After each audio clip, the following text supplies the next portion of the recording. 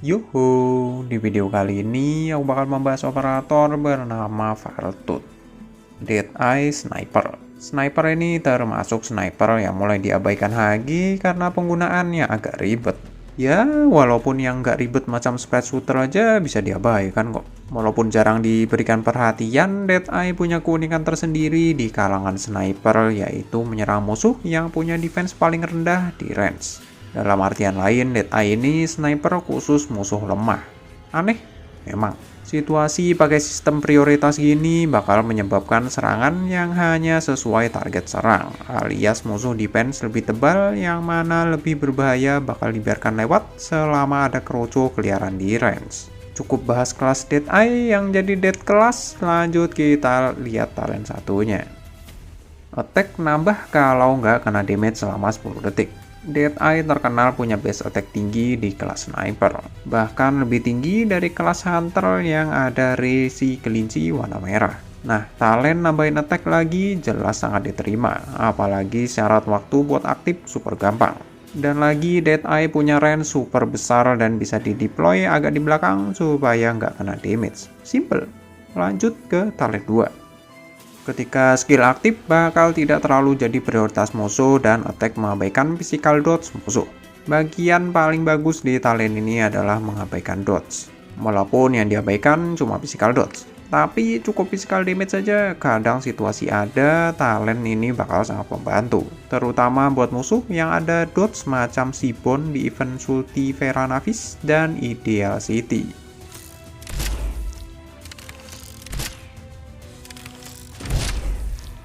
Attack dan ASPD bertambah. Skill 1 sniper, terutama buat sniper yang dasaran ASPD-nya lambat macam Tipon dan lain-lain. Skill ini bagus tapi kurang unik aja. Tapi dibanding dua skill lain, skill ini bisa kamu pakai kalau kamu merasa skill lain agak berbahaya sistem targetnya, karena bisa diakui skill ini bawa prinsip simple tapi mematikan.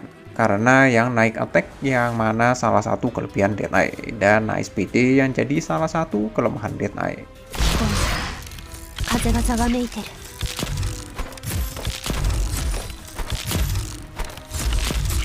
Bisa menyerang musuh terblok di luar range plus penambahan ASPD. Untuk ASPD doang, skill ini lebih unggul dari skill 1 tadi. Dan yang bisa ditonjolkan cuma itu, mengingat tidak adanya peningkatan attack. Tapi jualan utama skill ini ada di bisa serang musuh di luar range, atau bisa dibilang pemaksaan attack ala global range. Mau incar musuh di luar range, cukup deploy operator lain buat blok, kelar. Dan situasi ini memungkinkan buat kolaborasi dengan operator facility deploy, summonnya summoner, summonnya tactician vanguard, dan kemungkinan lain yang gak aku kepikiran.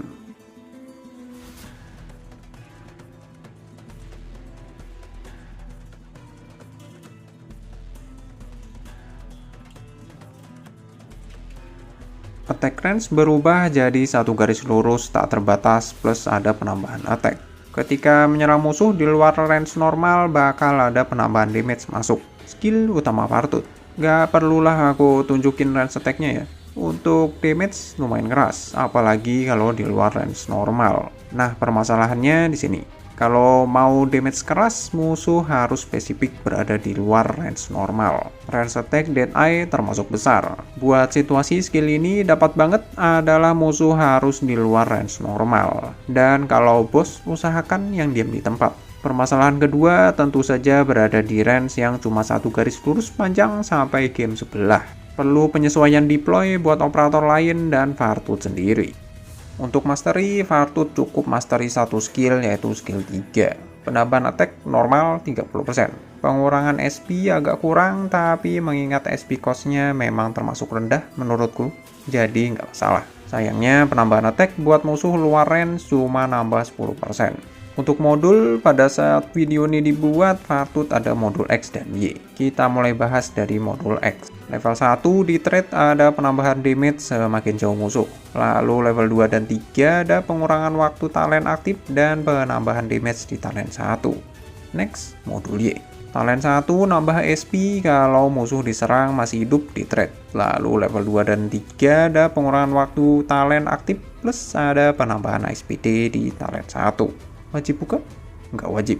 Tapi kalau kamu mau buka, cukup buka yang modul X. Walaupun dua modul yang berpusat di talent 1, modul X ini sesuai dengan skill utama Fartut. Penambahan damage semakin jauh musuh, keunggulan utama skill 3. Pengurangan waktu aktif talent 1 membantu biar damage tambah gacor. Untuk modul Y, skill 3 Fartut cuma perlu 20 SP di Mastery 3. Nambahin SP memang bikin cepat skill aktif, tapi yang kamu perlukan dari Fartut itu damage-nya, bukan cepat aktif skill. Jadi, apakah layak build? Tergantung. Situasi paling tepat pakai Fartut, atau bisa dibilang satu-satunya situasi kamu pakai Fartut adalah incar musuh di luar range yang super jauh di map, yang mana operator lain nggak bakal sampai attack-nya. Udah, gitu aja. Yang mana bisa dianggap Fartut ini situasional buat dipakai. Mana range skill 3 cuma satu garis lurus pula. Dan yang paling parah adalah kalau kamu pakai buat incar bos yang diam di tempat, kamu mesti memastikan nggak ada kroco lewat. Kalau nggak, bakal berubah jadi serang kroco duluan. Bakal sayang skill, apalagi ASPD-nya Dead Eye itu termasuk lambat. Durasi sekali aktif skill 3 itu 8 kali attack aja. Sayalah dari dokter beruang kutub yang gacha operator Casimir jadi kayak pengumpul Pokemon. Buat newbie jangan di-build duluan, baiknya di-build belakangan aja, belakangan banget malah. Situasi terbaik newbie pakai Fartut adalah pakai talent 2 yang mengabaikan physical dodge musuh. Karena skill utama tersimpan jauh di skill 3 dan pemakaian umum Dead Eye yang punya SPD lambat sangat, resep yang sangat tidak bagus. Untuk low rarity-nya ada Ambriel. Nah, Ambriel ini bisa kamu build tapi bukan prioritas juga. Tapi Ambriel di skill 2 bisa menawarkan apa yang Fartut skill 2 gak bisa lakukan. Global range tanpa syarat. Udah, gitu aja. Sampai di sini penjelasan operator dari Beruang Kutub. Kalau ada salah pendapat lain atau ada yang mau ditanyakan, silahkan tulis di komentar. Silahkan subscribe kalau kalian senang dengan konten ini. Kalau enggak, juga nggak apa-apa kok. Bye!